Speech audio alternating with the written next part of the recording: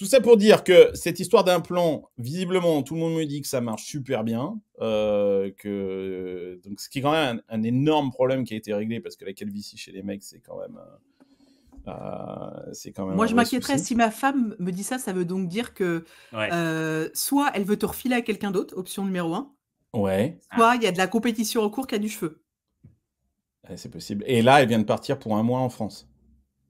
Ouais, sois pas trop Là, tu inquiet. m'inquiètes. Là, tu commences à Près de Bordeaux. m'inquiéter lourdement. Bordeaux. Écoute, j'ai plein de. Et elle est du j'ai côté plein- de Bordeaux. J'ai plein d'espions à Bordeaux. Et d'ailleurs, si elle veut passer à Branner faire une visite du château, qu'elle me dise, j'organise ça. Ok, ben je lui dirai. Mais il paraît que c'est hyper douloureux là-dessus.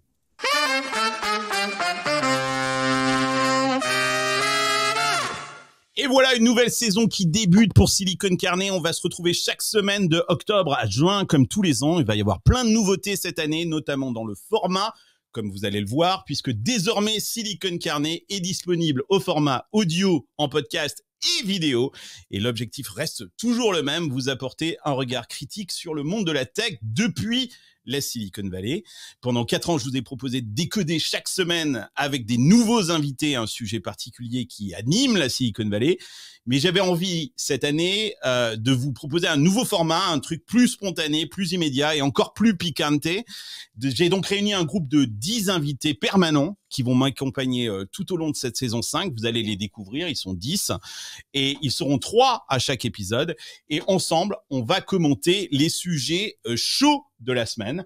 Voilà, c'est nouveau. Je sais pas trop dans quoi je m'embarque. Silicon Carnet, c'est un énorme succès. Il y a plus de 20 000 écoutes par mois. Le podcast fait régulièrement partie des podcasts tech les plus écoutés en France. Mais il faut savoir innover, il faut savoir prendre des risques et se renouveler. Alors, c'est parti pour cette nouvelle saison. Accrochez bien vos écouteurs, ça va chauffer dans les oreilles. Et Silicon Carnet, nouvelle formule, c'est maintenant.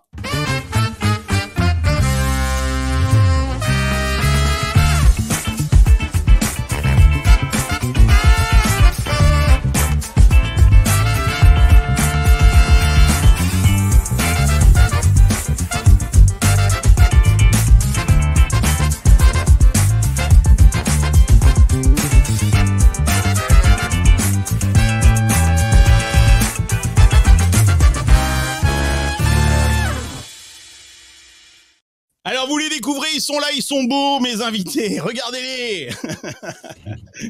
Bienvenue dans Silicon Carnet saison 5. Voilà 3 invités exceptionnels comme on dit dans le générique. Ils sont 3 parmi 10 que vous allez découvrir tout au long de l'année. Je vous rassure, le professeur Pierre Gobil sera là. Mais cette semaine avec moi, j'ai Camille Lambert, que vous connaissez déjà parce c'est une habituée de Silicon Carnet. Donc, quand j'ai constitué ce groupe de 10 fidèles, de 10 permanents pour cette saison 5, j'ai bien évidemment pensé immédiatement à Camille. On connaît son franc-parler. C'est une experte dans le domaine de l'investment banking. Ça, c'est super boring. Des cryptos, ça, c'est un peu plus intéressant. Je sais pas si c'est plus fun, mais en tout cas, c'est plus sexy. Et elle est aussi business angel. Camille, ravie de t'avoir dans cette saison 5. Comme invité permanent de Silicon Carnet. Salut Carlos. C'est pas boring l'investment banking? C'est pas boring. Non, c'est pas boring. T'as raison, quoi, en fait. Mais écoute, il y aura plein de sujets qui vont tourner autour de l'investment banking et donc on est super content d'avoir une experte dans le domaine. Mon deuxième invité, il est aussi un habitué de Silicon Carnet. Vous l'avez déjà vu plusieurs fois dans des émissions. C'est Angie Ismail, qui est le cofondateur de Fint. C'est un repeat entrepreneur. Il a créé plusieurs startups. On se rappelle de Dose il y a quelques années. Il a été plusieurs fois chez YC. Il en est ressorti vivant. À plusieurs reprises. Une fois chez YC, une fois chez 500 Startups. Ah, c'est vrai, c'est 500 Startups. La première fois chez 500 Startups, la deuxième fois chez YC avec Fint. Il est installé à Miami. Bienvenue Angie. Là aussi, c'est un énorme plaisir de t'avoir dans cette saison 5 de Silicon Carnet avec moi. Je suis super content. Et puis, tu apportes un peu de jeunesse parmi un monde de vieux cons. Oui, je commence à faire partie des vieux. Première boîte en 2010, tu vois, ça commence à faire. Mais je suis très content d'être là. 16, hein, donc, tu vois. Ah oui, d'accord. Oh là là. 96, je sais pas ce que je faisais, mais carrément, je n'étais pas sur un ordinateur. Exactement. Non, je crois pas. Et mon troisième invité, vous le découvrez, c'est un petit nouveau. Il s'appelle Gary Brandeler. C'est Van Brandeler. Il est pas français, il est belge, mais il parle bien évidemment français parfaitement, comme tous nos amis belges. Il est Senior Director Emerging Technology and Product chez Salesforce AI. Rien que ça. Il habite à San Francisco. On est potes. Et j'avais envie de son œuf aussi dans cette émission. Gary Van Brandeler, bienvenue dans Silicon Carnet saison 5. Merci Carlotte, super excité d'être sur le podcast et ravi d'être probablement dans encore la clique des jeunes, même si j'ai pas encore lancé de boîte, donc je sais pas si je suis dans les vieux et les jeunes. Là, non, mais voilà, c'est bien parce que vous allez voir la mixité en fait des gens qui vont composer cette saison 5. Je crois que j'ai un groupe super intéressant. Il y a plein de filles, by the way. Camille n'est pas la seule femme je crois qu'on a presque l'équité. Hein. Et on va retrouver Flavie, Prévost. Il y a Stéphanie Tramichek que j'adore, qui est aussi un entrepreneur super pointu dans tout ce qui est marketing, Web3 aussi et tout ça. Il y a Eve Halimi à New York. Qui est topissime également. Bref, il y a des femmes, donc vous allez retrouver des femmes régulièrement, et ça, c'est un truc auquel je tiens énormément. Il y a des gens qui sont en France, il y a des gens qui sont aux US, dans la Silicon Valley. Il y a des jeunes, il y a des vieux. Il y a des cons et des moins cons, comme dirait Elisabeth Borne. 50% de mon gouvernement est composé de cons. Donc, je sais pas, peut-être que vous en aimerez, peut-être que vous en aimerez moins d'autres, mais c'est ça qui aussi est intéressant. Ça va être super bien. Moi, je suis super excité à l'idée de cette nouvelle saison. Et puis, on va parler, c'est ça qui va différer aussi avec les saisons précédentes, c'est qu'on va être beaucoup plus en prise avec l'actualité, et notamment cette semaine, eh bien, on va parler de Meta qui rentre dans la bataille de l'intelligence artificielle, et j'avoue que ça a quand même de la gueule. Je suis pas un super fan de Meta, mais il y a de la gueule dans ce qu'ils ont fait. Il y a aussi les nouvelles annonces d'OpenAI, bien évidemment, qui sont toujours aussi spectaculaires. Ils nous ont gâtés ces derniers jours. Et puis, on va faire un petit parallèle avec la France, parce qu'en France, on a Mistral. On a le Mistral qui souffle, et ça serait intéressant de regarder. J'aimerais bien avoir votre opinion sur justement dans cette bataille incroyable autour de l'intelligence artificielle. Est-ce que la France a une carte à jouer? Laquelle? Et est-ce que Mistral est le Mistral gagnant? C'est ça la question qu'en fait on va se poser. Et puis on finira, je ne sais pas si on a le temps, avec quelques brefs de la semaine, parce qu'il s'est passé plein de choses cette semaine dans la Silicon Valley et ailleurs. Et c'est intéressant, et j'avais envie de connaître votre opinion là-dessus.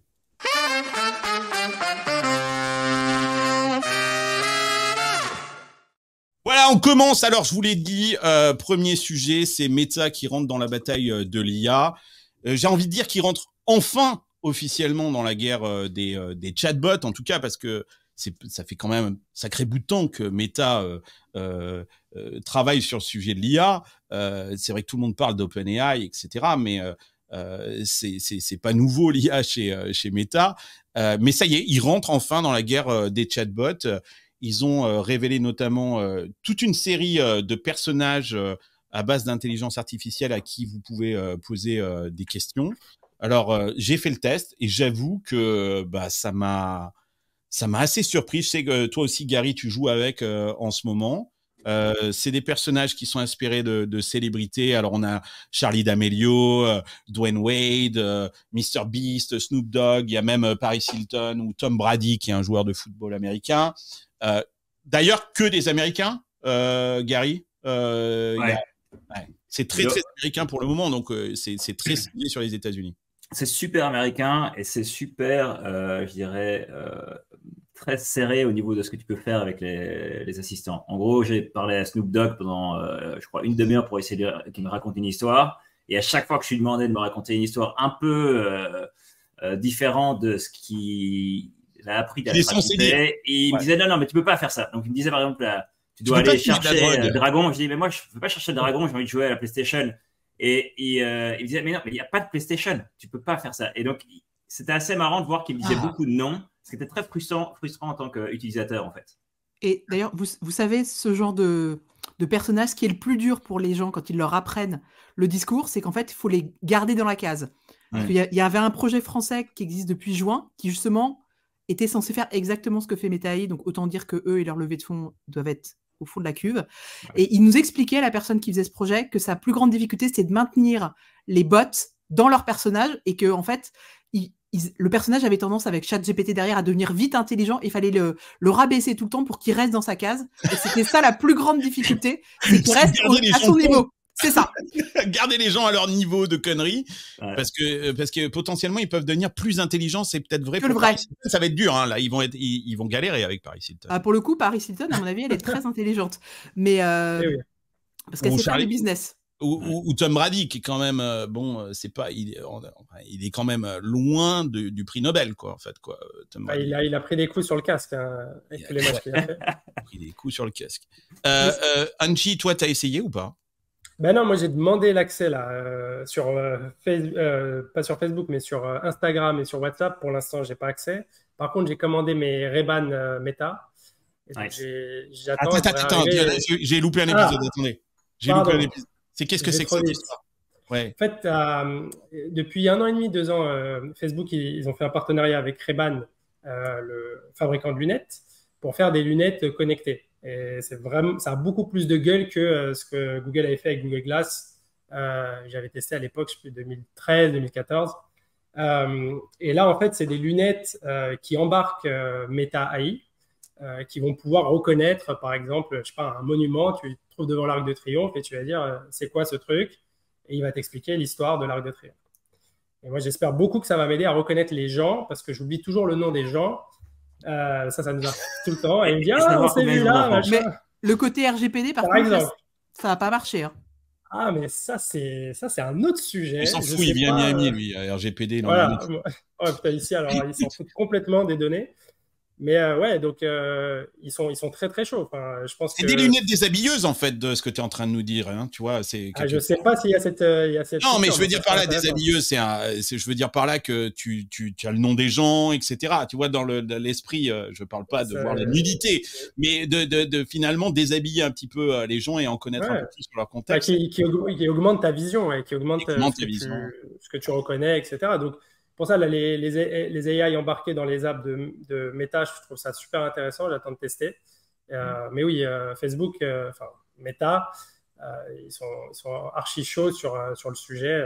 On pourra reparler des modèles qu'ils ont sortis aussi en open source. Et vous y croyez vraiment à cette histoire-là? Parce que Google Glass, moi j'étais là. Hein. Je ne sais pas si vous étiez là, mais moi j'étais là et j'ai vu les gars de Google Glass. C'était au début quand je suis arrivé à SF en 2010. Ça, c'était vraiment, on était là. Dans le début de Google Glass, les gens, c'était limite, se faisaient lapider dans la rue, quoi. C'est-à-dire que quand les gens, on voyait les gens avec des Google Glass, il y avait un vrai phénomène de rejet de la part de la population, parce que, et ce qui est très intéressant quand on a regardé d'ailleurs ce que Apple a annoncé, toute la démo de Apple, elle se passe chez toi, dans ton sofa, t'es pas dans un environnement public, parce que je pense qu'ils ont appris justement des déconvenus de Google et des Google Glass. Je suis pas d'accord parce que moi j'ai essayé les Ray-Ban. Moi je suis une fan d'Apple et j'ai donc les gros écouteurs, la grosse taille chez Apple. Et du coup, moi ce que j'aime pas avec ces gros écouteurs, c'est que c'est pas vraiment possible comme je suis une nomade. Et du coup, j'avais essayé les Ray-Ban et le son était tellement bon que je me suis dit que ça allait remplacer mes écouteurs Apple parce que ça prenait moins de place. Et je l'ai pas fait parce qu'il n'y avait pas assez d'autonomie. Donc clairement, moi, et aussi je l'ai pas fait parce que... Je suis complètement passé à côté de cette histoire de Ray-Ban. J'ai l'impression d'être il y a un autre truc. Il y a un autre truc en plus sur toutes les Google Glass, etc. C'est qu'à l'époque, je trouvais que les Google Glass, tu les mettais et puis au final, tu savais rien faire avec. Tu savais pas quoi faire avec. Maintenant, avec l'AI, tu as vraiment un truc. Enfin, tu as un assistant devant tes yeux, donc tu dis tiens, montre-moi, ici c'est Carlos, rappelle-moi, il a combien d'enfants, quoi que ce soit, boum, boum, boum, tu as toutes les données devant toi. C'est hallucinant. Ce qui est possible de faire maintenant avec un assistant qui est intelligent dans tes classes, quoi. Puis il y a 10 ans de téléphone aussi. Ce qu'on fait, ce que tout le monde fait dans la vie de tous les jours, c'est dès qu'il se passe quelque chose, tu sors ton téléphone, tu filmes, tu postes sur les réseaux sociaux. Et ça, maintenant, c'est ancré chez tout le monde. Donc, en fait, tu vas juste plus sortir ton téléphone et tu vas filmer directement ce qui se passe avec tes lunettes. Tu vas interagir. Et en concert, avec au lieu d'être avec ton téléphone, tu seras avec tes lunettes. Donc, au moins, tu pourras voir le concert et en même temps faire une vidéo pour Instagram. Et ce que disait Gary, ça me fait penser à un autre truc. Tu sais que ça, là, ce que tu décris, là, cet assistant personnel, là, quand tu rencontres des gens, c'est un truc qui existe. Les présidents, ils ont ça. Ça s'appelle un whisperer. Ouais, exactement. Quand j'avais rencontré François Hollande, donc on avait fait l'amour ensemble, c'était il y a quelques années. Vous vous rappelez peut-être. On dit vraiment tout. On dit vraiment tout sur ce podcast. On dit vraiment tout sur l'émission. C'était avant Julie. On se dit tout quoi dans Silicon Carnet. Mais en fait, il a un whisperer. Exactement, c'est ça. C'est-à-dire que moi, j'étais super impressionné parce qu'après, j'étais resté un petit peu avec lui. Et en fait, je m'étais rendu compte qu'il allait voir les gens et il connaissait tout des gens. Et je me dis, mais le mec est super smart. Et en fait, je remarquais qu'il y avait un mec qui, chaque fois qu'il allait vers quelqu'un, lui glisser dans l'oreille, tiens, c'est machin, bidule, etc. Ça s'appelle un chef du protocole. Et les gens qui n'ont pas d'argent, et généralement, c'est leur femme qui fait ça. Putain. Okay. D'accord. Donc, tu veux dire par là que c'est quand même, moi, quand je vais avec mes potes, très souvent, je leur dis, alors tiens, c'est machin. Moi, j'ai une mémoire des visages et je me souviens de la vie de... C'est vrai que souvent, les femmes ont beaucoup plus de mémoire des visages que les mecs. Bon, elles sont de toute façon plus intelligentes.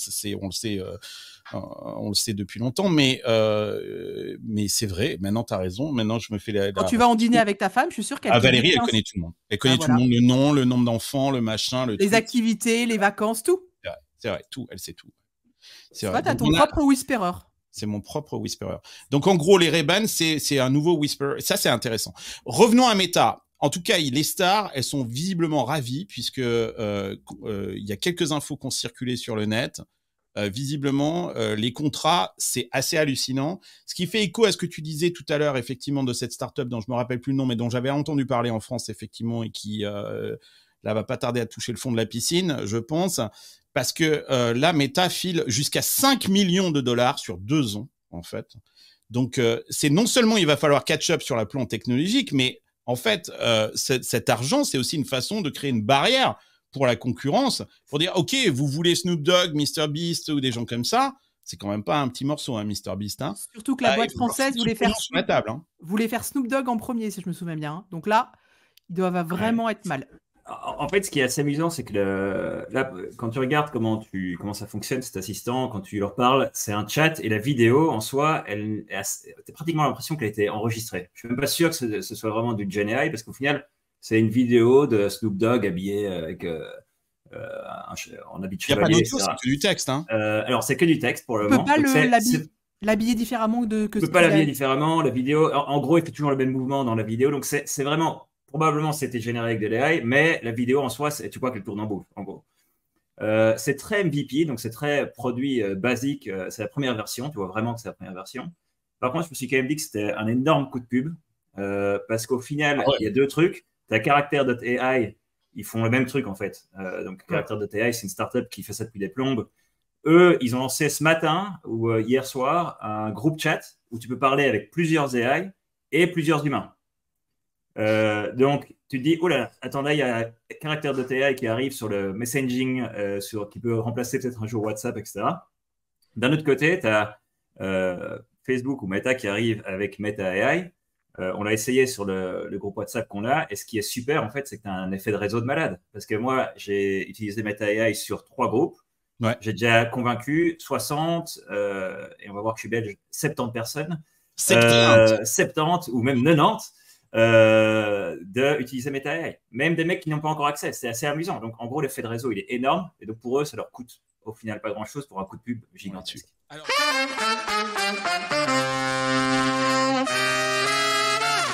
Alors justement, parlons du coût parce que le coût de pub, il est gigantesque.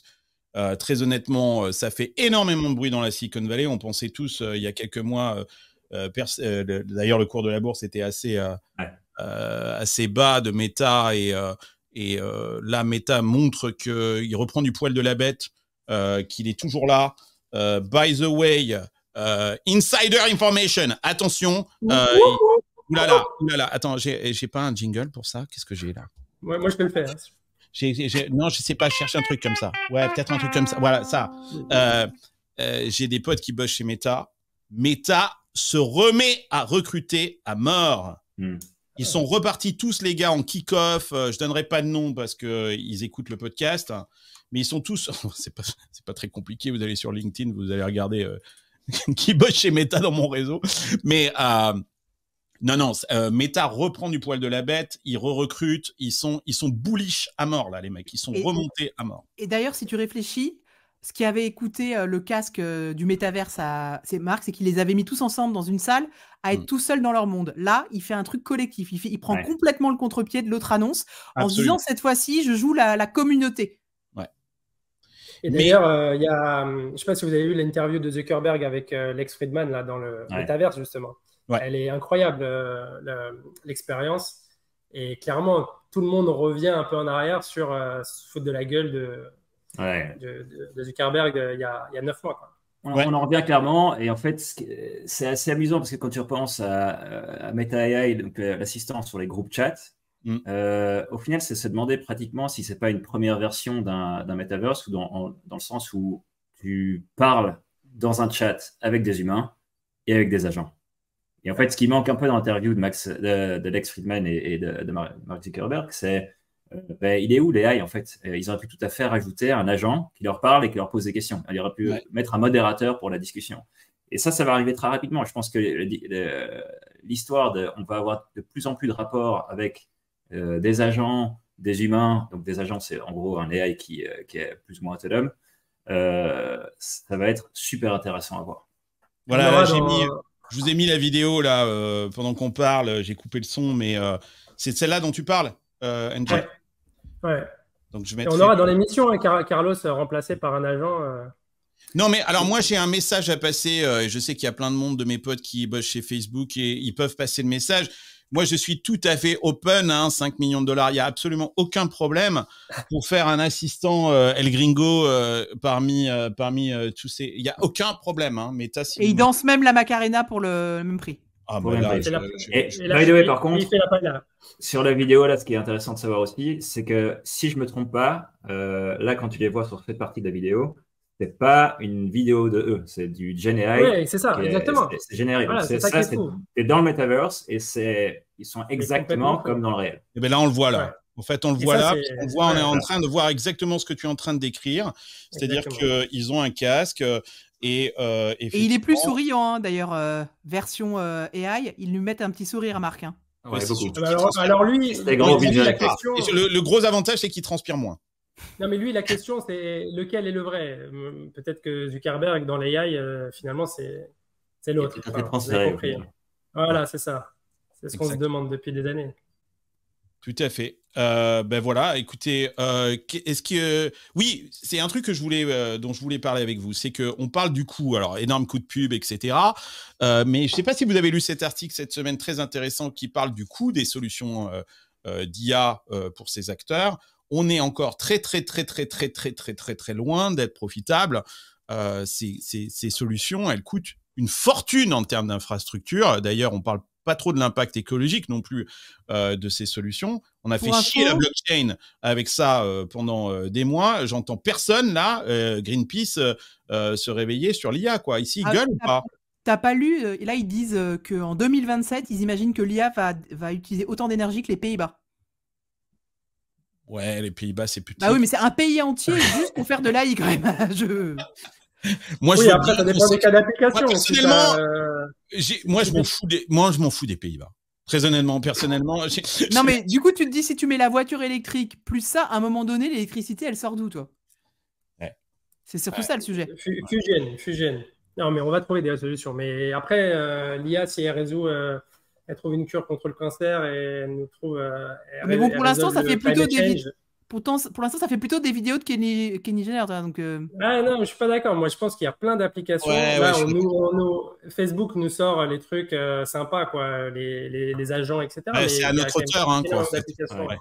L'impact productivité, honnêtement. L'impact productivité est tel que je pense que ça vaut le coup. Un exemple simple, c'est tous les jours, moi je suis toutes les 30 minutes ou toutes les 20 minutes sur ChatGPT en train de demander un truc. Des analyses de marché, je le fais en 30 minutes au lieu de le faire en 3 semaines. Ouais. Donc, carrément. Alors, juste pour terminer sur ce sujet, je cite Chris Young de Microsoft, qui est le Head of Corporate Strategy. Alors, je parle en anglais, mais il dit, vous allez vite comprendre, we're clearly at a place where now we've got to translate the excitement and the interest level into true adoption. Pourquoi? Parce que ils sont en train de facturer aux utilisateurs quelque chose entre 10 et 20 $.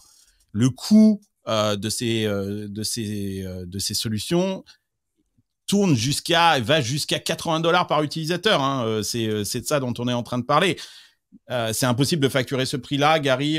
Personne ne paiera quoi, $80. On est d'accord. Alors, il y a un truc sur l'AI qui est intéressant, c'est que c'est très difficile de le pricer, dans le sens d'avoir un prix pour l'AI, autant en entreprise pour les consommateurs, parce qu'au final, on a tellement été habitué à avoir, par exemple, Siri gratuitement.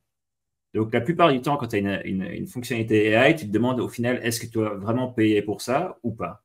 Ça, c'est le premier truc. Le deuxième truc, c'est que ça coûte vraiment un bras. Ça coûte vraiment super cher. Pourquoi? Parce que ça consomme énormément de GPU, donc on va dire de performance informatique. Ouais. Et il faut savoir qu'en pour le moment, il y a un fournisseur de chips, c'est NVIDIA. Il y en a 2-3 autres, AMD, etc. NVIDIA, c'est 19 fois. Donc, la consommation de chips NVIDIA, c'est 19 fois de plus que n'importe qui d'autre. Donc, ils contrôlent le marché complètement.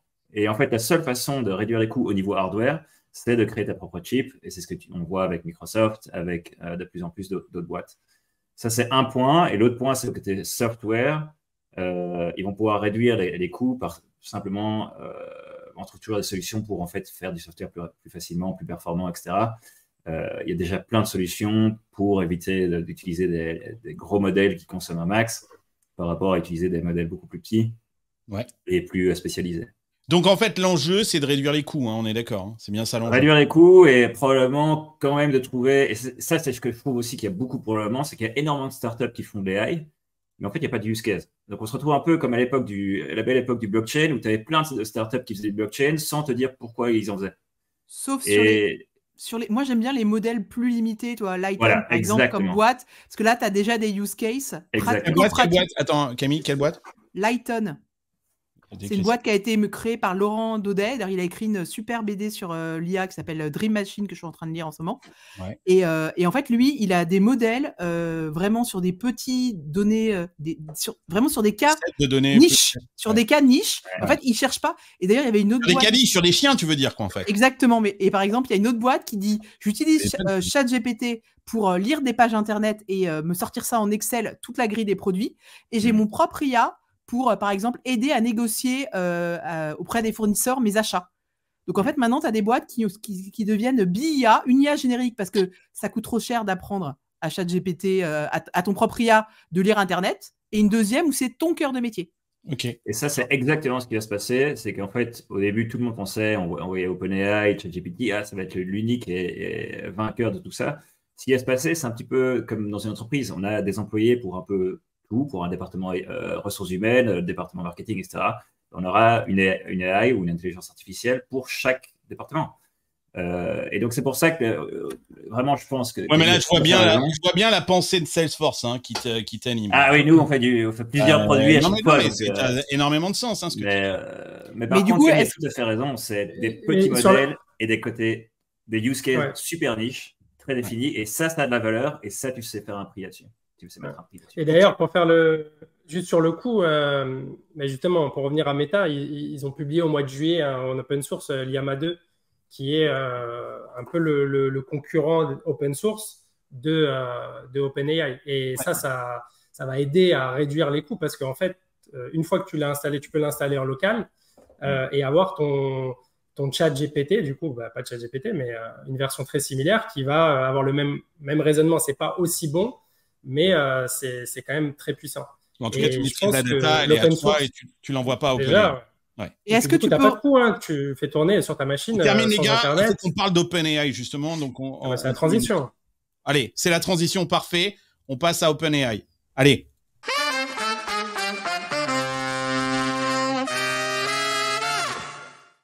Donc, OpenAI ne reste pas en reste. Hein. C'est assez drôle. Hein. C'est vraiment des popcorn. Hein, là. Il y en a un c'est le jeu des Mikado. Le premier, il y en a un qui bouge, t'as les autres qui bougent. Donc OpenAI, pareil, quoi. Lundi dernier, enfin il y a une semaine, a présenté ses dernières annonces concernant son moteur ChatGPT. Moi, je dois avouer, sans jeu de mots, que ça m'a laissé sans voix parce que justement, la grande nouveauté, c'est l'introduction de la voix dans ChatGPT et aussi la possibilité d'uploader des images. On va faire une démo, un test ensemble pendant cette émission. Je ne sais pas si vous avez la possibilité de le faire, vous, avec votre version de ChatGPT. Moi, je l'ai activé. Enfin, ils me l'ont activé, donc je propose qu'on fasse un test et c'est stupéfiant. Est-ce que, je sais pas, Gary, tu as suivi ça de très près.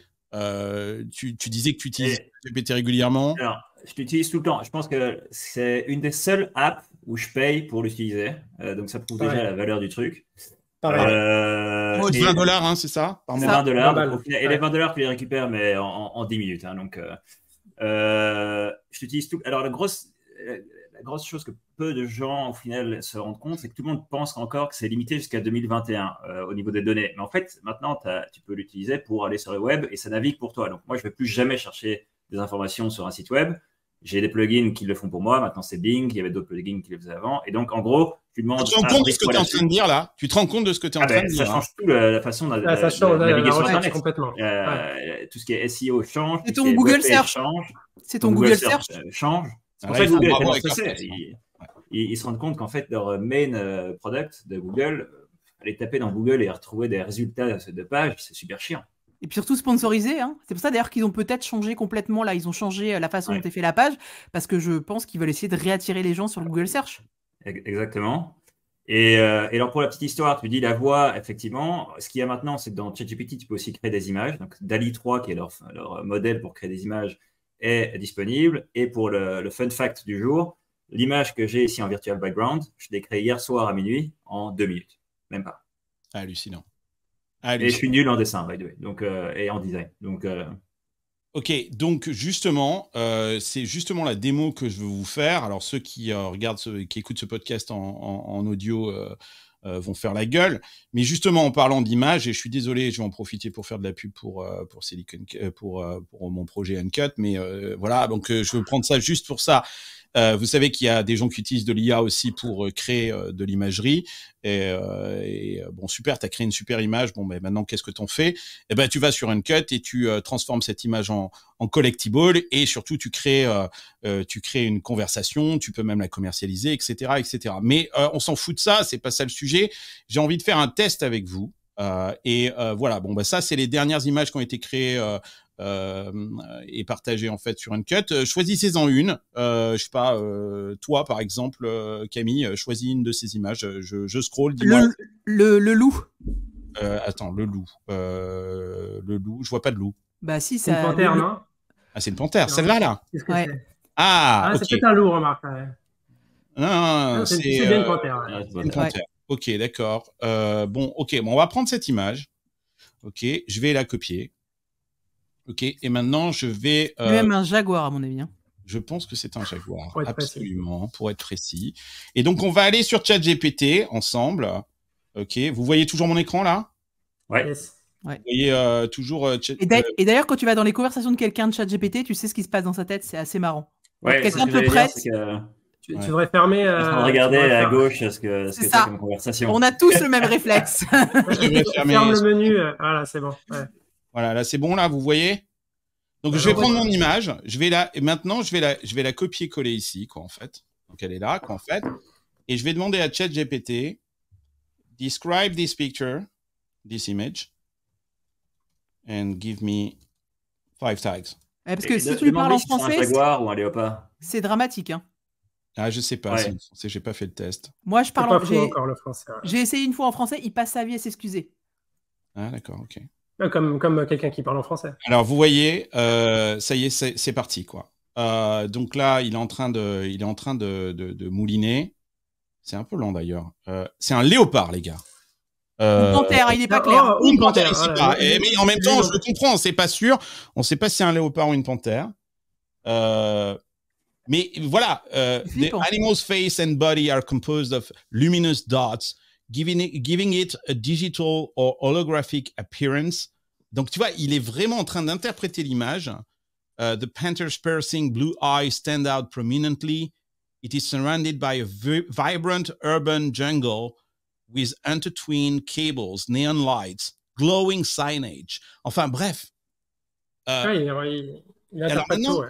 Et ça, c'est hyper intéressant pour l'accessibilité, pour tous les sites internet qui sont inutilisables par les gens qui ont des problèmes aux yeux, qui sont sourds, qui sont. Tu vois, ça, tu imagines comment ça peut avoir par facilité la création de sites. Et enfin, ces gens-là vont pouvoir savoir ce qu'il y a sur le site. Absolument. Et alors maintenant, je vais vous montrer un autre truc.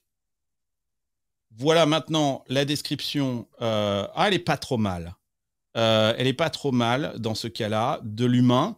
Mais en fait, dans certains cas, et moi je l'ai remarqué sur Uncut, en fait, la description que propose ChatGPT comparée à la description que propose le créateur lui-même de l'image est 10 fois meilleure. Mais quand tu prends en photo quelque chose, tu prends un arbre, une fleur, un plat, il reconnaît ce que c'est, il t'explique ce que c'est. Donc, si tu prends un plat, il te dit le nombre de calories qu'il y a dans ton plat. Tout à l'heure, je me suis amusé avec une jante de voiture pour voir s'il reconnaissait la voiture, la marque de la voiture, juste à partir de la jante. Il a reconnu, alors qu'il n'y avait pas le parce que toi, tu es un gros fan de jantes. Ouais, c'est pour ça que tu vis à Miami, d'ailleurs. Alors, non, en plus, les j'aime pas conduire, d'ailleurs, et du coup, j'ai full self-driving sur la Tesla, parce que je déteste conduire. Voilà. Et encore de l'IA, tu vois, c'est encore de l'IA partout. Mais non, c'est impressionnant la reconnaissance d'image, même dans la vie réelle, quoi. Ce qui est très impressionnant, très impressionnant, Angie, ce que tu dis, c'est justement de ce portage sur mobile, parce que là, tout d'un coup, et c'est ça la grande nouveauté là de ce que annonce OpenAI, dans l'emportant en fait sur mobile, c'est que tout d'un coup, ça devient un compagnon audio. Et alors moi, j'ai fait le test, je suis parti sortir ma chienne, j'ai foutu mes écouteurs et je me suis mis à parler à ChatGPT. Et là, c'est assez hallucinant. Alors, il y a 5 voix disponibles. Il se passe vraiment quelque chose entre vous et la machine. Moi, je me suis rendu compte, et ça n'a rien à voir avec Alexa ou l'assistant Google, etc. Oubliez ça, quoi, en fait. Mais je me suis rendu compte que je souriais à ce qu'elle me disait, qu'en fait, je souriais. On est très très proche du film Her. Hein. On y arrive on y arrive à grands pas. C'est assez. D'ailleurs, assez impressionnant. Quoi. Il y a je sais pas si vous avez déjà testé, il y a une super AI qui s'appelle Pi, qui est plutôt avec des émotions.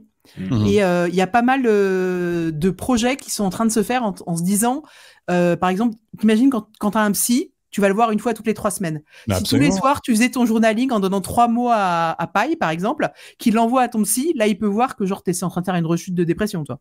Ouais. C'est évident. On a dit qu'il n'y avait pas de use case, mais en fait, il y en a des millions. Des use cases, il y en a plein. On n'a pas dit qu'il n'y en avait pas, c'est qu'il y a beaucoup de gens qui se concentrent sur la technologie plus que sur les use cases. Ils ne sont pas monétisés.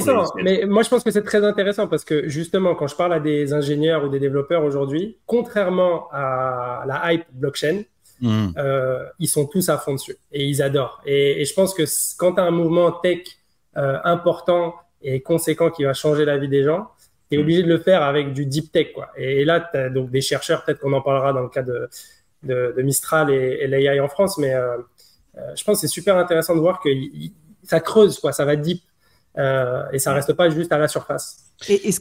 Et ce truc intéressant de ce que tu dis, Camille, aussi, c'est que les use cases, on les voit et oublions nos use cases de nerd à nous, quoi. Mais il y a des vrais use cases pour les gens pour tous les jours, quoi. Tu parles. Le batch cooking, par exemple, toi, il me reste ça dans mon frigo, je peux faire quoi? J'en ai marre de manger tout le temps la même chose. C'est la moi, fin par exemple, moi j'ai la fin du Thermomix.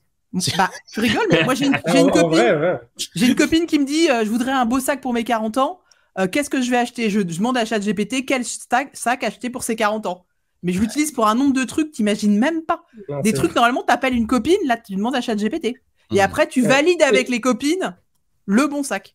Wow. Et surtout les questions bêtes. Moi, les questions que je peux poser à personne, je les pose à ChatGPT avant de les poser à quelqu'un d'autre. Pour m'assurer que je suis pas trop con. C'est clair.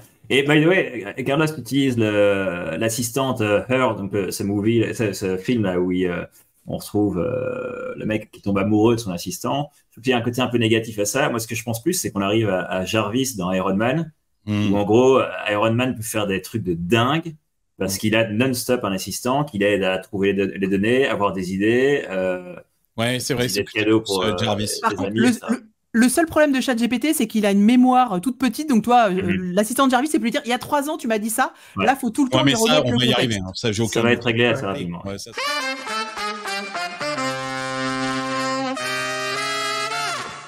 Bon, on avance les enfants. Il faut qu'on parle de Mistral. Il y a plein de choses à dire et on a encore plein de trucs à dire. Avant qu'on parle de Mistral et juste je voulais venir avec des datas par rapport à ça. Les startups, en tout cas, de l'AI continuent de lever. Si vous regardez la vidéo, je passe l'écran. C'est assez impressionnant, hein. Le pognon levé par ces boîtes d'AI. OpenAI en est à 11,3 milliards de dollars de levée. Hein. On parle de levée, hein. Ouais, mais l'euro il y a 2 ans ne vaut pas l'euro d'aujourd'hui. Hein. Le dollar il y a 2 ans. Excuse-moi, la boring en investment banking, hein, l'actualisation. Arrête tes conneries. Arrête tes conneries. 11,3 milliards. Anthropic, une autre boîte américaine, 5 milliards. D'ailleurs, ils viennent d'annoncer une levée de fonds. Et OpenAI, très financé par Microsoft, hein, Gary, c'est bien c'est le gros financeur. Anthropic, très financé par Google. Et Amazon, je crois, non? Et Amazon aussi. Et Amazon. Donc, on voit aussi se cacher derrière, en fait, ces players il manque quand même Hugging Face, très financé par Salesforce. C'est ça. Alors, en fait, et en plus, c'est des Français, enfin, c'est des fondeurs français, donc Cocorico. Ouais, c'est en premier. Et puis en deuxième, ils ont levé combien? A investi dans pas mal de boîtes AI. On a investi, je crois, dans plus d'une dizaine. Avec un fonds qu'on avait. Donc, au final, nous, on a investi un peu partout en se disant, voilà, il y en a bien un qui va être utile pour un produit et pour un autre produit. Et je pense que c'est une stratégie assez bonne. En fait. Hugging Face, ils ont relevé de 250 millions à 4,5 ils sont pas milliards. Ils sont pas dans le truc. Ils sont pas dans la liste, alors que voilà, tu vois, c'est des Français. Et Mistral non plus, hein, ils sont pourtant. Alors justement, on va parler de Mistral. C'est le dernier sujet de Silicon Carnet cette semaine. On va parler. Est-ce que tout ça n'est que du vent ou est-ce que c'est le Mistral gagnant?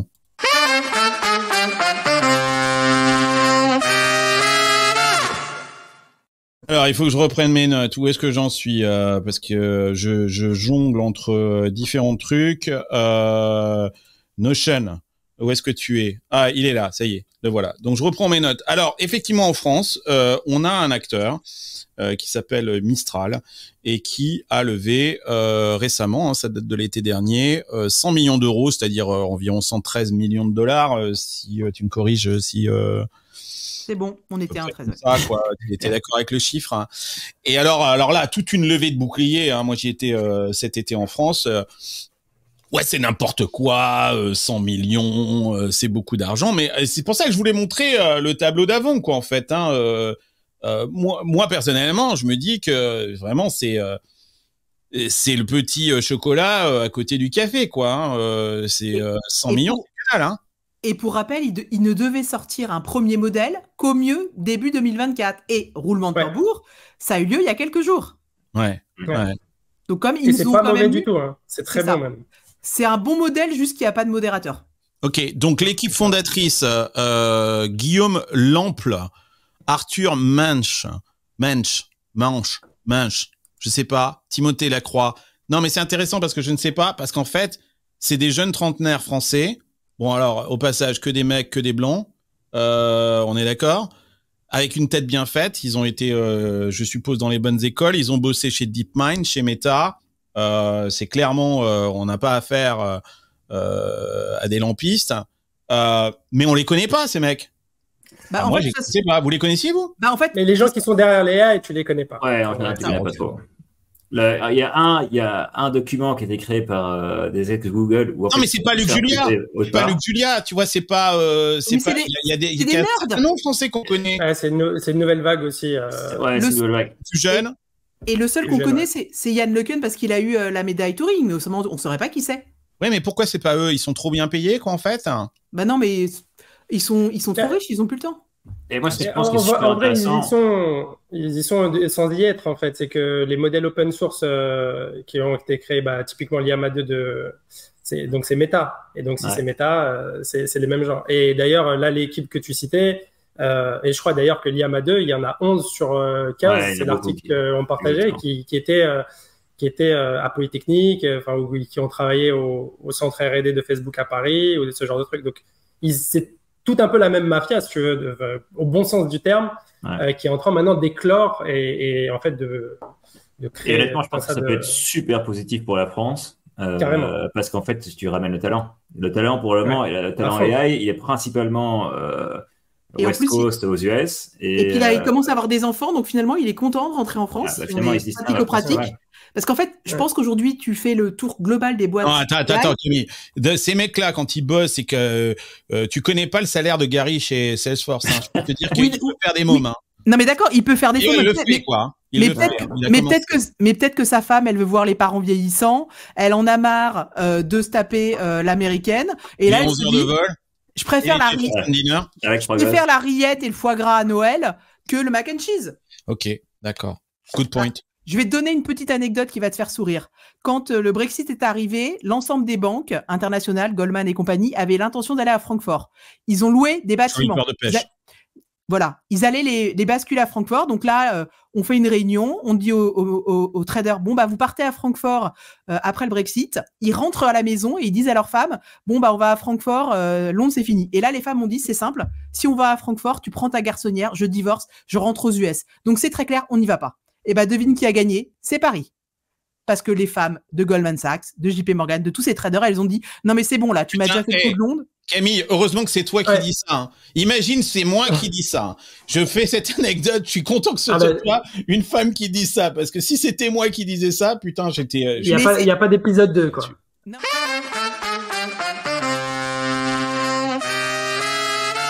Côté investisseur, parlons-en justement. D'où vient ce pognon? Même si pour moi c'est pocket money, 100 millions, ça mérite beaucoup plus. Lightspeed Venture Partners, donc des Américains, qui lead le tour de table quand même. Hein. C'est de l'argent américain. Hein. Et ensuite, on a Redpoint, Index Venture, là aussi encore, des Américains. Il y a effectivement Xavier Niel, je l'appelle Xavier Noël, c'est le Père Noël de la French Tech. Il est là, et bien présent. JC Deco Holding, j'ai du mal à comprendre, mais pourquoi pas. Rodolphe Saadé, avec Motier Ventures, qui visiblement s'active très très fort en ce moment. La famille Glia, ça c'est des Allemands, je le sais, ils sont investisseurs chez moi. Et Headline aussi en Allemagne. Et puis on a Exor Ventures en Italie, Sofina en Belgique. Tu les connais, Gary? Vaguement.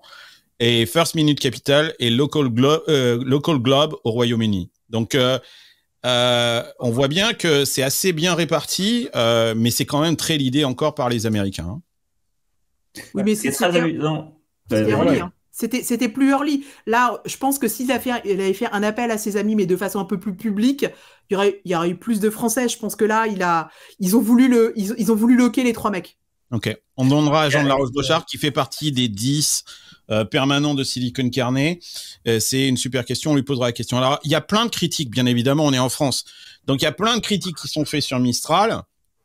Et je vais vous en citer quelques-unes et j'aimerais avoir votre réaction. Alors, je vous cite, je ne citerai pas les auteurs, mais je les connais pas d'ailleurs. Il y a un article très intéressant qui réunit toutes ces critiques. Je mettrai le lien. C'est assez intéressant d'aller le lire. L'article est très très bien fait, même s'il est quand même très pro-Mistral. Mais je vous cite quelques critiques. Au lieu de financer tout un tas de startups qui ont de l'attraction et des revenus, on a filé 113 millions de dollars à des gens qui se sont rencontrés il y a un mois, qui n'ont pas de produits, pas d'utilisateurs et qui n'ont jamais créé de startup de leur vie. Alors, faudra qu'il me dise. Ouais. Je mets le bout. Vous voulez bien. Et surtout, faudra qu'il me dise toutes les boîtes avec de l'attraction, des MVP qui marchent vraiment. C'est quelqu'un qui a jamais créé de boîte et jamais investi dans une boîte, je pense. Ouais. Voilà, c'est ça le terme. On s'en fout qu'ils aient pas créé de start-up avant. Ah oui, au contraire, je pense que c'est des gens qui n'auraient jamais créé de start-up, qui seraient restés 20 ans chez Facebook à prendre des demi-millions par an, des millions, etc. Et c'est d'ailleurs parce que sur les c'est vraiment le talent qui joue. Son équipe fondatrice est clé. Qu'ils se soient rencontrés il y a un mois ou il y a 2 mois, mais qu'ils aient bossé sur les pendant des plombes, ça c'est ce qui vaut de l'or. By the way, au niveau investissement, ce qui est assez amusant, c'est qu'en fait, la grosse différence, parce que tu parlais de tous les VC là, la grosse différence, c'est qu'aux US, au final, c'est pas vraiment les VC qui investissent dans les AI. C'est les corporates. C'est les corporates. En fait, c'est assez amusant, c'est passé en corporate investi. Donc là, par contre, c'est l'avantage aux US par rapport à la France, c'est que pour le moment, les corporates US, ils sont rendus compte qu'on va mettre ça, on va mettre plein de thunes dans l'IA, on lance, on envoie. Mais attends, mais non, vous me faites penser à un truc, là, Gary, là. J'ai cité la liste des investisseurs. Ils sont où, les gros VC français, là? Ils sont où, les Partech, les Et machin, ils sont Est-ce que, ouais, le problème, c'est est-ce que, est-ce qu'ils y vont parce que le multiple, il est quand même très, très difficile à imaginer. Donc, on connaît les VC français sont frileux de toujours. Ils ont dû leur demander C'est combien comme de ça. chiffre d'affaires ils faisaient, quoi. Et puis surtout, dans leur portefeuille, Un business plan à 5 ans. Ils leur ont demandé un business plan à 5 ans, je pense. non mais faut pas oublier que aussi les VC français dans leur portefeuille ils ont pas des trucs qui se portent très bien, donc franchement refaire un pari à un moment donné quand tu es à la fin de ton fonds et que tu dois sortir un TRI pas trop dégueulasse, Ils sont, c'est pas comment. ils sont pas là. et ce que tu sais pas en plus Carlos, c'est qu'il y a beaucoup de corporates en France, donc des grandes marques qui ont des corporates et eux qui n'ont pas d'obligation légale de publier quand ils investissent, donc je suis pas sûr que tu la lises complète. Possible. Bon, autre critique. Si la team est si exceptionnelle, c'est un bon point ça. Pourquoi se diluer autant? C'est vrai que le tour de table est assez bizarre. 113 millions d'euros de levée avec une valo de 260 millions. Donc a priori, en gros, les mecs, ils ont cédé déjà 43% d'equity. C'est des geeks, ils savent pas faire un plan comptable, fallait bien le Non, voir. attends, Non, c'est possible, je crois pas. Ça. Non, ça, je pense que je pense. ça vient simplement du fait qu'en fait, ils sont en train de créer donc un modèle qui est super puissant et que ça coûte un max. Et donc, ils sont puis le hardware, dit, on va relever un maximum de pognon, peu importe comment, etc. On verra bien en série A, série B, ce qui se passera et comment on enlèvera la dilution, etc. Mais pour le moment, ce qu'il nous faut, c'est du fric pour avoir un modèle super puissant. Et ce qu'il faut pas oublier, contrairement au SaaS, tu as besoin de beaucoup de hardware hein, pour entraîner ton modèle. La puce, pour petite anecdote, là, il y a un fonds qui a mis des puces Nvidia en collatéral pour obtenir un prêt d'1,4 milliard. Donc, est-ce qu'il n'y a pas du Sam Altman derrière, le Sam Altman qui dit de toute façon, moi, je suis même pas actionnaire d'OpenAI. Tu vois, est-ce qu'il n'y a pas aussi ce spectre-là, c'est-à-dire de dire, tu vois, on fait une fondation, on est gentil. Une sorte de fondation bidule. Non. Ouais. Non, je pense que vraiment, ils vont essayer de... Pas dans le cas de Mistral. Je pense qu'ils ont essayé de lever autant qu'ils pouvaient sur un montage qui est compliqué. Mais après, quand tu vois, je sais pas, des founders qui sortent de Startup Studio ou ce genre de choses, c'est le genre d'equity qu'ils doivent lâcher. Hein. Et donc là, en fait, ils pouvaient pas faire le modèle sans argent. Alors, ils l'ont fait beaucoup plus vite et sûrement avec beaucoup moins d'argent que ce qu'ils pensaient faire. Oui, ça, pas de produit, c'est pas vrai, puisque Camille nous disait, ils viennent de sortir. Ils viennent de sortir. Beaucoup plus rapidement. Ouais. Donc, je pense qu'ils ont essayé de maximiser. Après, comme on disait, ça sera au prochain tour qu'ils vont sûrement essayer de se reluer ou ce genre de choses, si ça marche. Non, mais on va essayer d'avoir dans Silicon Carnet. On lui posera la question directement s'il nous écoute. Autre critique, on n'a pas besoin d'un OpenAI européen. Alors ça, par contre, moi, en fait, de nouveau, on retombe sur c'est pas con, hein.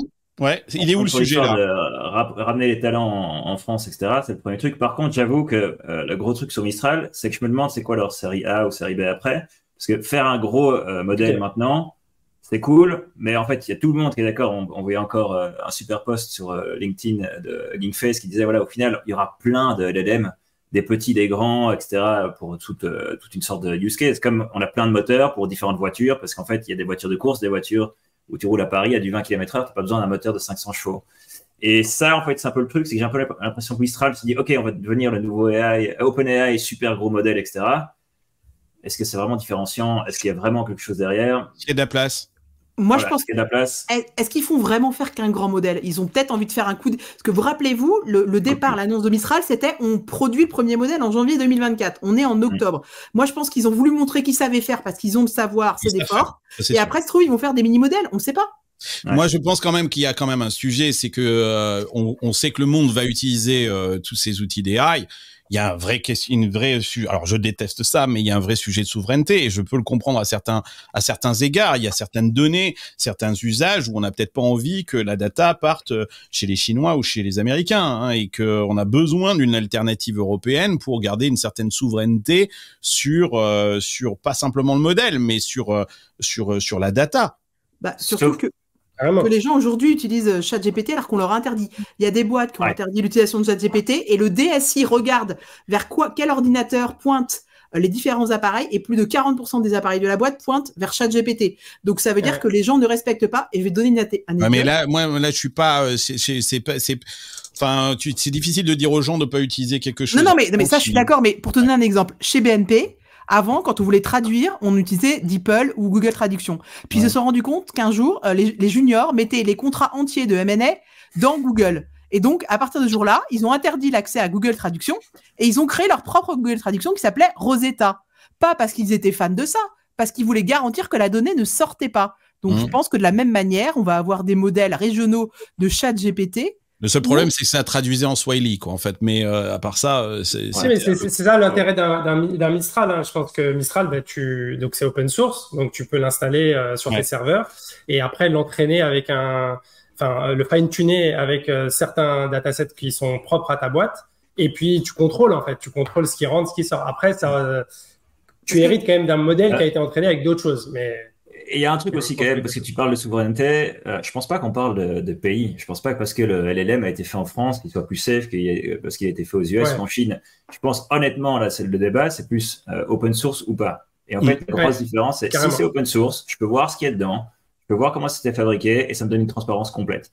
D'où l'importance de Hugging Face, hein, c'est vraiment le player qu'il faut sauver. Hein, exactement. Et incroyablement, la Chine, là-dessus, dans leur loi, disent que la plupart des LLM doivent être open source. Alors, on sait comment ça se passe avec les Chinois, c'est pas toujours ce qu'ils disent, ce qu'ils font, mais au final, l'open source, je pense que c'est clé. Où est-ce que le LLM a été créé? Un peu moins. On s'en fout. Dernière critique, en 98, tout le monde savait que le search allait prendre de l'ampleur. C'est pas pour autant qu'il fallait investir dans Lycos, AltaVista, Go ou Infoseek. Mais par contre, en 2003, il fallait être prêt à investir dans Google. Alors, je vous pose la question, Mistral, c'est Google? Moi, je pose surtout la question, est-ce que de toutes ces boîtes qui n'ont pas fonctionné, est-ce qu'on a retrouvé un talent français qui est resté on a appris, autre chose Est-ce qu'on a appris de nos erreurs? En fait, c'est ça le truc aussi, là, que je pense qu'aux US, on apprend beaucoup, c'est qu'on peut se planter plein de fois tant que tu apprends tes erreurs. Est-ce que les mecs de Lycos, ils sont devenus après des mecs bons dans d'autres trucs et ils ont apporté de la valeur pour la France? Probablement. Le mec d'AltaVista, il est devenu Andreessen. Donc, ouais, carrément. Ouais, ok. Bon, alors, rapide tour de table. Camille, Mistral du vent ou Mistral gagnant? Pour moi, c'est un super modèle. C'est une façon de montrer que le vent tourne enfin pour l'Europe et la France. Gary?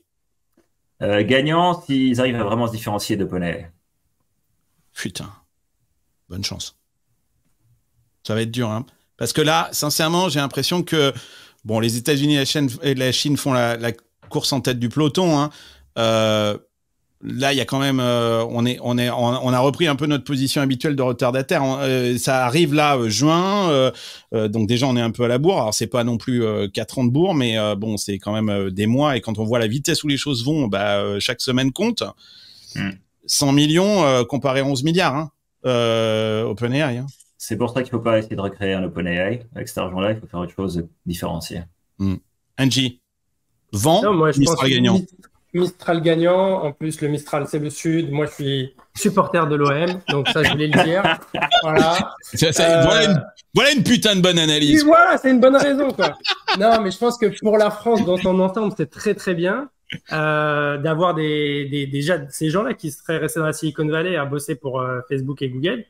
Donc là, qui créent en France, qui lèvent en France, ça donne une grosse dynamique. Et après, sur la différenciation, pour moi, c'est ça, c'est l'open source versus OpenAI qui est fermé et qui va au Sénat toutes les 4 matins pour faire le lobby d'avoir des licences exclusives pour l'utilisation de l'AI aux États-Unis versus si on veut pouvoir contrôler ce qu'on fait avec les AI et éviter Skynet, il faut de l'open source. Et je pense que c'est la direction qu'ils prennent. Et moi, je suis je trouve ça super bullish, comme on dit. Et puis voilà, Hugging Face, DataIQ, il y a plein de boîtes françaises quand même qui sont en train de se créer dans cet univers. Et voilà, je pense que ce sera le gagnant. Attention. Là, il s'est passé quelque chose si vous regardez la vidéo. On a eu un chat à l'image. Alors attention, c'est un bonus point pour Camille. Le chat était là, quoi, en fait. Est-ce que c'est... Ouais. Sachant que c'est un vrai chat. Ouais, c'est un vrai chat, sachant que je me suis enfermée, qu'il a réussi à ouvrir la porte coulissante. Avec ses petites pattes, ça faisait une demi-heure qu'il était à l'action. Ouais, les chats sont des extraterrestres. Bon, écoutez, super intéressant. On passe à la dernière section. Attends, moi j'ai un truc, important. Angie. Petit aparté, parce que justement, tu disais que donc, les fondateurs de Mistral étaient que des mecs et que des blancs. Mais bon, c'est bien, il faut des blancs, il faut des jaunes, il faut des rouges. En fait, il y a une initiative que je trouve super bien en France qui s'appelle Qu'est-ce qu'il y a IA. C'est une boîte une boîte Evolukid qui a monté ça. Et en fait, c'est un concours d'IA pour les jeunes de quartier. Et directement fait, voilà, c'est un concours assez exceptionnel. Et ce que je trouve super intéressant, c'est déjà, c'est soutenu par des gros groupes français, L'Oréal, Sogé, et puis les agglomérations, les régions. Et le truc à gagner, c'est un voyage dans la Silicon Valley. Donc, c'est assez marrant. La première saison, les gagnants ont été, je crois, annoncés il y a quelques semaines. Et c'est une application, en fait, pour reconnaître ce qu'il faut trier, ce qu'il faut pas trier, justement, avec une reconnaissance image. Et là, la seconde saison vient de s'ouvrir. Les candidatures sont en ligne. On pourra faire passer le lien. Voilà, il est là. Je suis hyper fort, en fait, quoi. Voilà. Tu es trop fort. Mais moi, je pense que tu es une AI, Carlos. Oui, je suis une AI. Merci. Ouais. Et ouais, c'est super. Enfin, et en plus, ce que je pense, il y a énormément d'innovations à créer sur des cas très concrets. En France, on a souvent le symptôme de faire de la recherche pour de la recherche. Ouais. Et l'IA, c'est un peu l'opportunité justement d'avoir des applications très concrètes. Et pour des jeunes de quartier où, en gros, tu vois, faire de la recherche pendant 30 ans pour jamais rien trouver, c'est pas voilà, c'est clairement pas le quotidien. Ils veulent améliorer le quotidien du quartier, de leur ville, etc. Et ben là, on a des exemples qui valent la peine d'être. Que Salesforce ne fait pas partie des partenaires. Pas encore. Mais après cette coupure publicitaire, Salesforce va investir dans le projet. Ouais, je vais regarder. Regardez, non mais c'est super intéressant, super initiative. Merci Angie de faire part de ça. On passe à la dernière section de cette émission qui est déjà trop longue. En tout cas, moi, je m'éclate. Je sais pas vous. Je peux continuer comme ça pendant des heures. Mais j'aimerais qu'on passe au bref de la semaine. J'espère que vous avez bossé. Allez, c'est parti, les brefs de la semaine.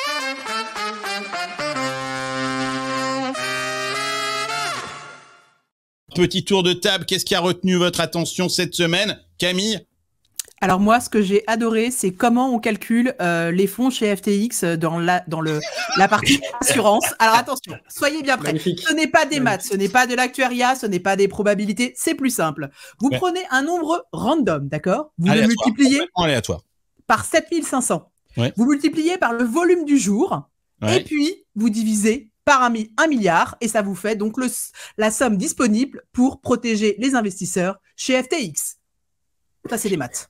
T'as pas les claps? Moi, là, je clappe. Attends, non, mais si, j'ai des claps. Voilà.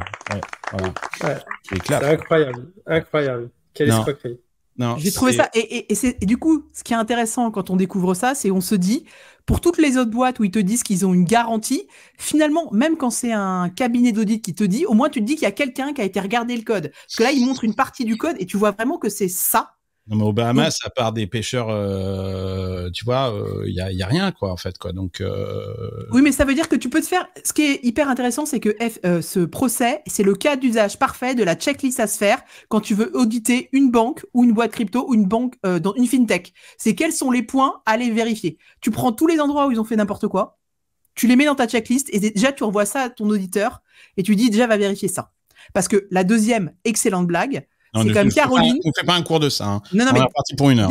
Dernière chose.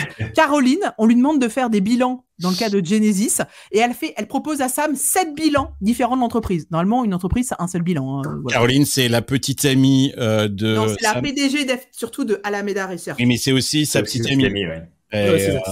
Et donc, du coup, mon dernier conseil, c'est quand on vous envoie un bilan, demandez que ce soit un comptable qui vous l'envoie et pas le CEO ou le CEO. Non, moi, je suis très en colère contre Sam Bankman. Je pense que c'est vraiment un connard et j'espère qu'il va aller en tôle pour 20 ans, voire plus. Parce que moi, je suis assez proche du monde de la blockchain. Je sais que toi, Angie, tu t'es enfui, quoi. En fait, mais moi, j'y suis resté. Non, je regarde encore. Ah, mais c'est très dur. Fint va pas pivoter. Ça serait intéressant. Reviens parmi nous. Non, mais je te préviens, on est encore. J'ai des fois encore l'impression d'avoir ouvert un sex shop au Pakistan. Mais moi, je reste bullish. Mais comme disent les Américains, the shit hit the fan. Et c'est la merde de Sam Bankman qu'on a pris dans la gueule, quoi, en fait. Ouais. Alors que nous, on y est strictement pour rien. Et on est encore en train d'en payer les pots cassés. Je suis très, très en colère contre ce mec-là. Et contre tous les autres, parce qu'il n'est pas le seul. Et tous les enfoirés qui ont qui ont détérioré ce projet absolument génial de la blockchain, mais qui n'est pas mort.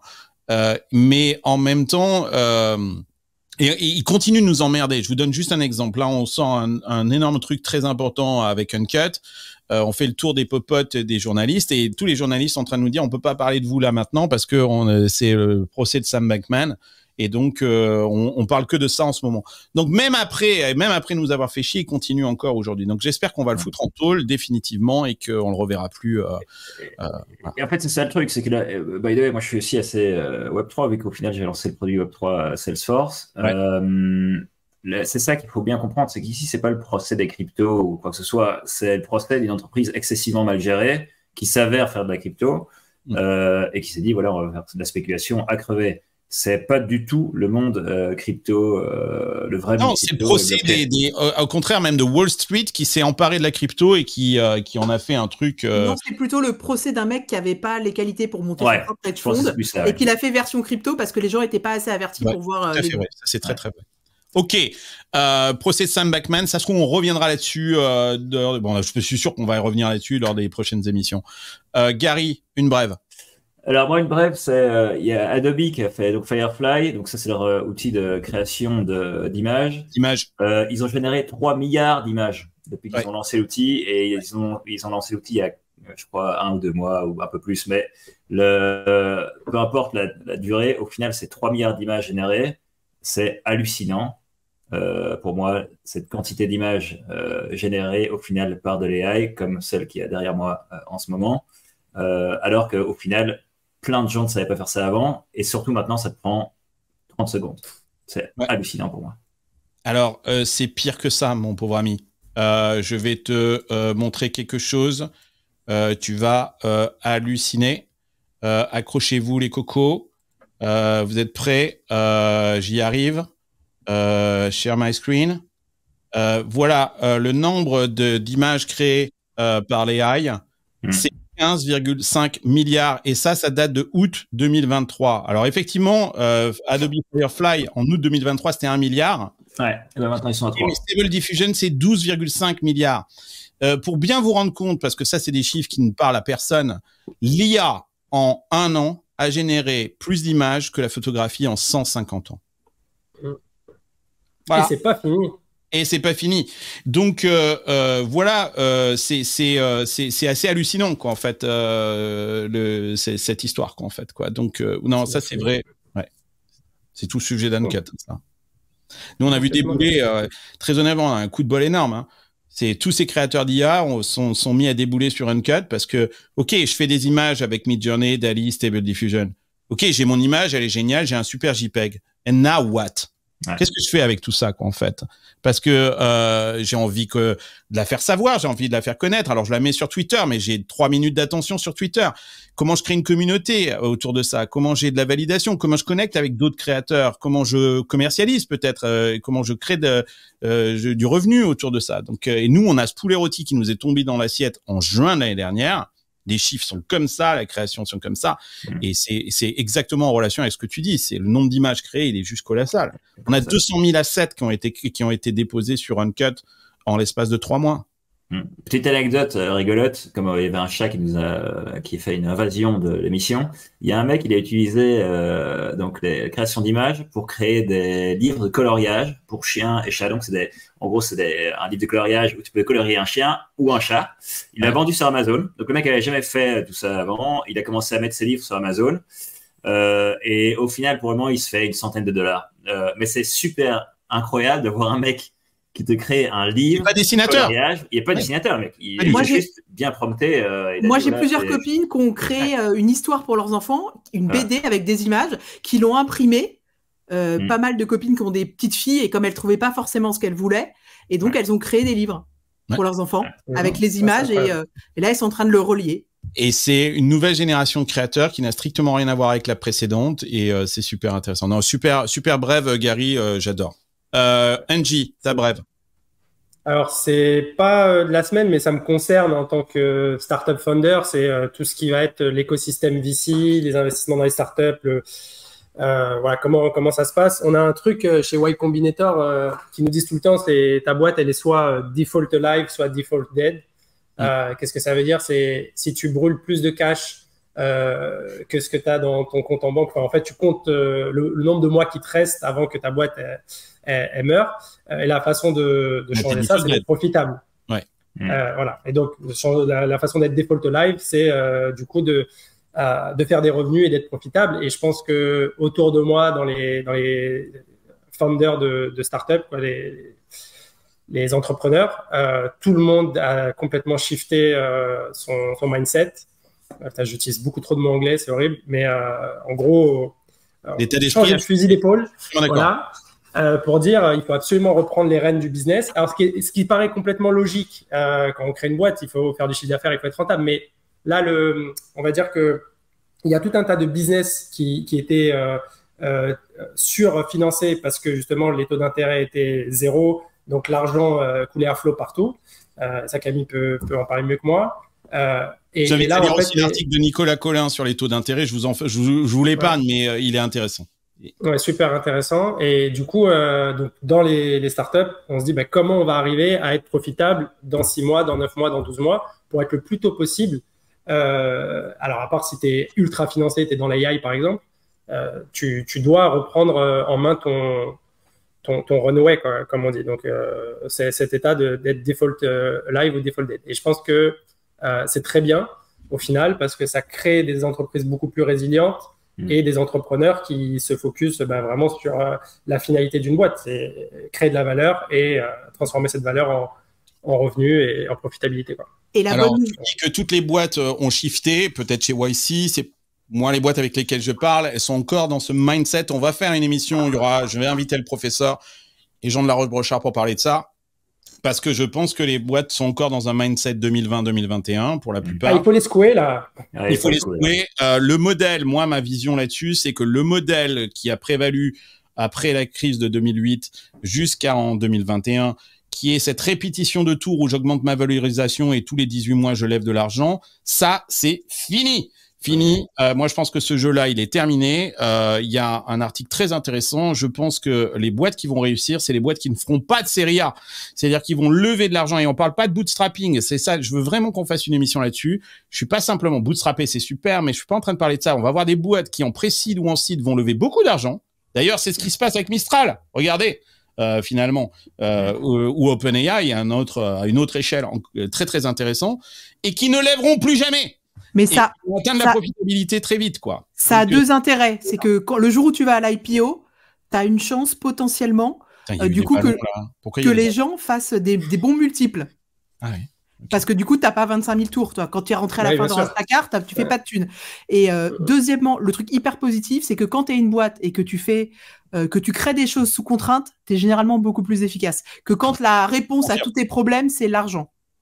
Absolument. Sauf qu'on a quand même une génération d'entrepreneurs qui ont été biberonnés au pognon. Et là, on est un peu dans une situation où les parents sont partis, quoi. Tu vois, ils n'ont pas laissé d'argent sur la table et ils ont pris les clés de la bagnole. Mais ils connaissent pas leur table de multiplication parce que si à chaque tour tu dois lever plus qu'au tour d'avant, ça m'a fait quoi. Bah non, mais quand tu fais le multiple, au bout d'un moment, t'as pas assez d'argent dans le monde pour tenir le choc. Sur si aucune startup ne meurt. Ouais. Bon, moi, ma brève de la semaine, elle est pas cool, quoi. En fait, c'est l'explosion de la dette aux États-Unis. Ça mériterait une émission entière à ce sujet-là, mais c'est juste hallucinant ce qui se passe, quoi. En fait, en ce moment, on a atteint un record avec 33,4 trillions de dollars de dettes. On a rajouté 275 milliards de dettes en un jour aux États-Unis. Là aussi, je suppose que ça te parle, Camille.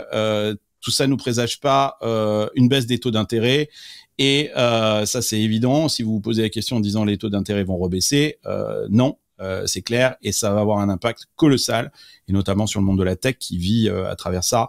Ces taux d'intérêt, c'est moins d'investissement, forcément. Par contre, c'est une très bonne nouvelle pour justement les boîtes qui avant investissaient beaucoup dans les startups. Aujourd'hui, en private equity, donc en dette privée, tu peux avoir des taux à 12 ou 13% sans quasiment aucun défaut. Donc franchement, entre aller investir dans une startup ou aller investir dans une boîte qui veut faire de la private debt à 13%, moi, j'hésite pas. Hein. Je vais dans la Ouais, private surtout bet, que, hein. surtout que les pour VC, Attack, ça. ouais, parce que les VC classiques, ils font 20% annuel, quoi, en moyenne. Hein. Et dans les bonnes années, hein, parce que là. Voilà, en plus dans les bonnes Ouais. années. Donc là, tu leur donnes 13%, mais c'est pour ça qu'il n'y a plus d'argent qui afflue. Et en plus, c'est garanti. Hein. La plupart de ces prêts sont garantis par du hardware, des vraies choses, tu vois, en collatéral, pas juste une idée dans le cloud, tu vois. Bon, écoutez, on a dit voilà, là on que- arrive à la fin de cette émission. C'était super. Moi, vous avez trouvé ça comment? C'était top. Génial. Canon. Magnifique. Bon, ok. Donc, on se revoit bientôt, alors? Avec Carrément. plaisir. Bon, allez, ok. Le rendez-vous est pris. À bientôt. Hasta luego, amigos. Ciao.